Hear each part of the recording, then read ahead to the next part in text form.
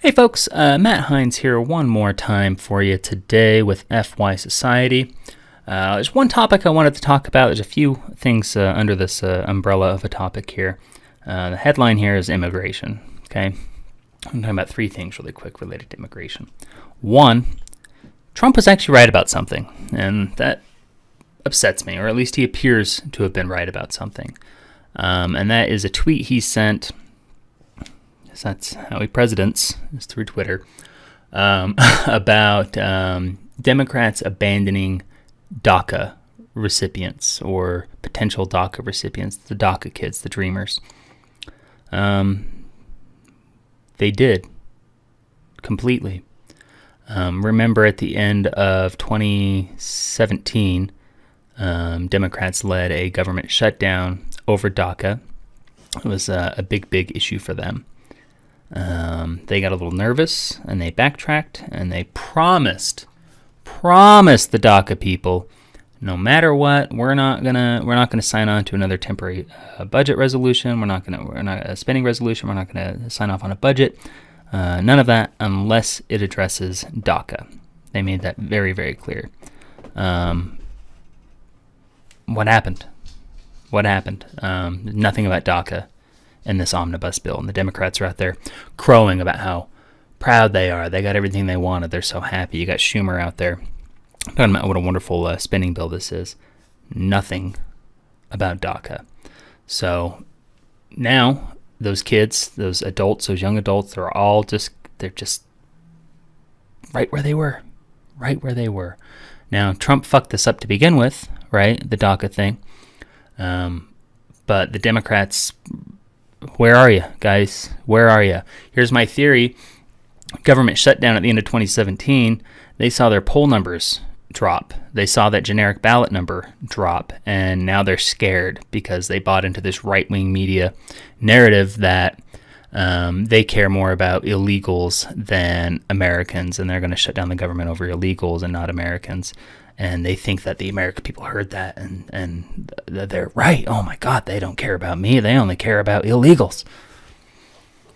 The reason their numbers dropped, the reason the generic polling numbers dropped, is because it just showed their weakness. Once again, it showed that the Democrats are weak. It's a weak party with zero principles. There's no principle at all in the Democratic Party anymore. The only principle is Trump sucks, right? And he does. I agree with that, but let's not abandon everything else, right? You guys shut the government down over this, and now it's like DACA. What are you talking about, man? DACA who? So that's upsetting. It's now being bounced around in the courts. Supreme Court temporarily upheld it, and then a judge struck it down. Then another judge said it should stand. So these poor DACA kids thought they had an ally. They thought they had some advocates in the Democratic Party, and they don't. They don't, and they shouldn't think that. The only unfortunate thing is you have an enemy in the Republican Party, so you got to dance with the one that brung you, as they say. You got to pick the lesser of two evils there, and that's shit. That sucks. And I wish the Democrats would stop pretending like they care about things, stop pretending like they have principles, and actually show some principles, show some courage, show some conviction. The American people weren't upset that they shut down the government. They were upset that they retreated immediately,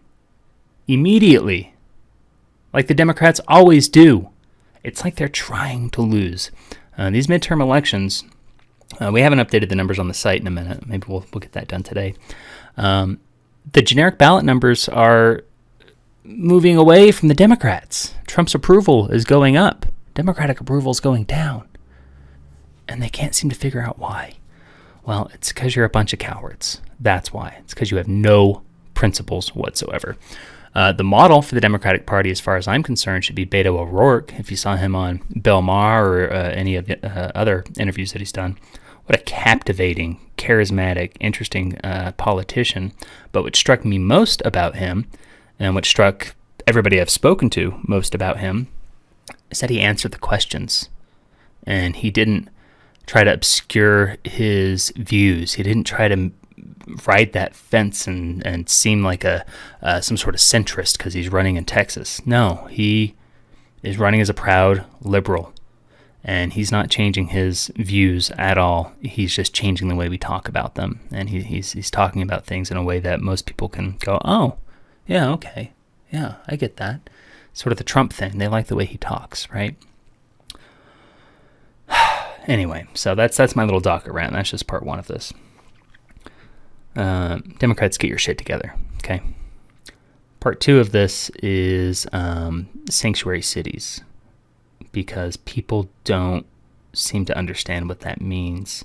And I see a lot of really nasty stuff out there about sanctuary cities and how they're causing all this crime or whatever else.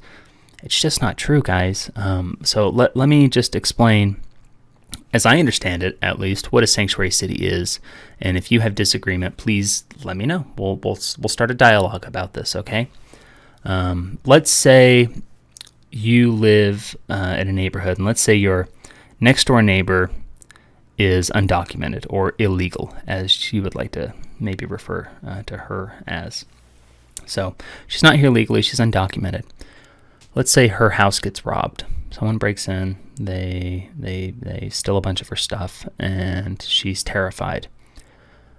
She doesn't call the police because the police might ask her about her immigration status. They're going to ask her for documents, right? So she doesn't call the police.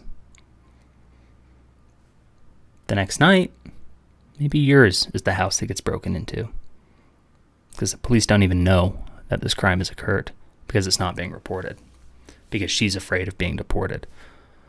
All that sanctuary city laws do, they don't say immigration laws don't apply here. They don't say open borders, come on in, guys. That's not what it is. It's not what it is. It's so that undocumented immigrants, people that are not here legally, don't have to fear being deported if they call the police. If a crime is perpetrated against them, that they don't get in trouble for calling the police. And let's just accept your premise for a second that illegals are the only people that cause crime in this country, okay? So let's take it back to your next door neighbor, the one who's not here legally. Let's say her husband lives with her there. He's also not here legally. And let's say he just beats the shit out of her one night. She doesn't go to the police because she doesn't want to get deported, even though she may want him deported, right? So she, with the sanctuary city law, she could call in the police, get that undocumented person who's committing crimes out of here, while this productive, nice woman, this neighbor of yours who you've known for 10 years or whatever, is protected. So sanctuary city laws protect you. They protect American citizens more than anything. More than anything. Gang violence, break-ins, rape, murder, whatever. People need to be able to call the police and not worry that they are gonna get in trouble because they're not here legally, even if they've been here for 30 years. That's not fair. I don't care how you got here. You should be able to be safe, and you shouldn't have people telling you that you don't deserve to be safe because of where you were born. And if this person's your neighbor, you better believe you want them to call the cops if their house gets broken into. You better believe it, right? A lot of misinformation about sanctuary cities out there, so I just wanted to touch on that really quickly here. Oh yeah, and the last thing, I had to look because I forgot what I wanted to talk about. The last thing is the census, right?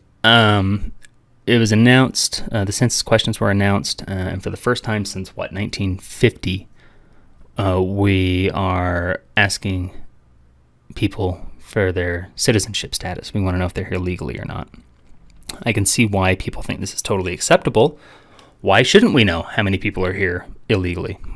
We should know that, right? Like, I get that. The problem is this administration wants that question added for a reason. And it's not so that they can deliver a candygram to every undocumented person, okay? It's scary that they're going door to door. It's one thing to count the population. It's supposed to count the entire population, not just citizens. It's supposed to count the number of people who live in a given city, state, whatever, okay? Doesn't matter if you're here legally or not. You need to be counted in that for a variety of reasons. One of the biggest is representation. The census is a major factor in determining representation for a specific congressional district and what have you, to determine the number of representatives that you get in the House, to determine frequently how resources are allocated within your district, within your city, what have you. So if suddenly we have a whole bunch of Hispanics, and we know that's who this is, that's what this is all about, it's Hispanics, it's Mexicans. If we have a bunch of Hispanics who suddenly aren't responding to the census, they're not opening the door, they're not being counted, which means you're not being represented. Does that make sense? Are you following the logic here?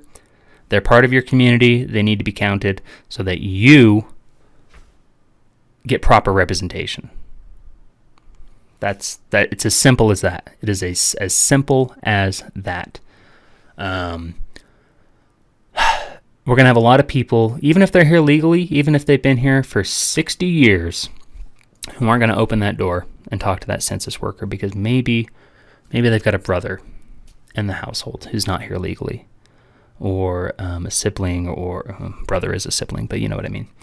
Somebody else in the household who's not here legally, perhaps. Or beyond that, maybe they just know people. They have friends who aren't here legally, and they don't want to be put in the position where they might be asked about them. Who knows, right? Like, who knows what the census worker might ask you unless you're studying the questions that are going to be asked on the census, right? This puts people in a position to either lie to the government, which you don't want to do, especially if you're not here legally, because that's going to hurt you when you try to get your legal status, if you're not already trying to get your legal status.